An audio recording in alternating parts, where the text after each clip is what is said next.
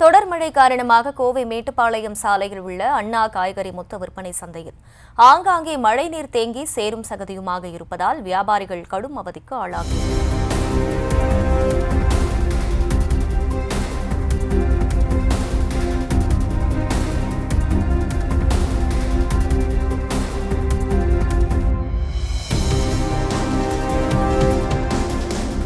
கூடுதல் விவரங்களோடு இணைகிறார் செய்தியாளர் அருண். வணக்கம். கள தகவல்கள்.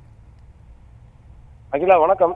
கோவை மாவட்டத்தில் இன்று மூன்றாவது நாளாக தொடர்ந்து பரவலாக அடைமழையானது பெய்து வருகிறது. இந்த நிலையில பல்வேறு பகுதிகளில், தாழ்வான பகுதிகளில் சாலைகளிலும் மழை நீர் வெள்ளம் போல் தேங்கி காணப்படுகிறது. இந்த நிலையில கோவை மேட்டுப்பாளையம் சாலையில் இருக்கக்கூடிய அண்ணா காய்கறி மொத்த விற்பனை மையத்துல மழைநீர் ஆங்காங்கே தேங்கி குளம் போல் காணப்படுகிறது. அது மட்டுமின்றி அங்கு உள்ளே செல்லக்கூடிய சாலை முழுவதும் சேரும் சகதியுமாக காணப்படுகிறது.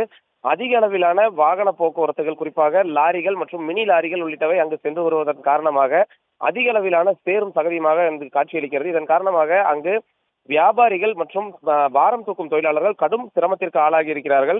உள்ளே செல்லக்கூட முடியாத ஒரு சூழல் ஏற்பட்டிருக்கக்கூடிய நிலையில கடும் துர்நாற்றமானது வீசி அங்கு ஒரு நோய் பரவும் அபாயம் ஏற்பட்டிருக்கிறது. வழக்கமாக லேசான மழை பெய்தாலே இந்த அண்ணா காய்கறி மார்க்கெட்டை பொறுத்த வரைக்கும் அதிக அளவிலான தண்ணீர் தேங்கி சேரும் சகதியுமாக காட்சியளிப்பதால் அங்கு கடும் சிரமத்திற்கு ஆளாகக்கூடிய அந்த வியாபாரிகள் தற்பொழுது பெய்து வரக்கூடிய தொடர் மழை காரணமாக அங்கு நடமாட முடியாத ஒரு அவஸ்தைக்கு ஆளாகி இருக்கிறார்கள். இது தொடர்பாக மாவட்ட நிர்வாகம் மற்றும் மாநகராட்சி நிர்வாகத்தினர் கடந்த சில தினங்களுக்கு முன்பு அங்கு ஆய்வு செய்த நிலையில அங்கு உடனடியாக தார் சாலை அமைத்து தர வேண்டும் என்று வியாபாரிகள் கோரிக்கை விடுத்திருந்தார்கள்.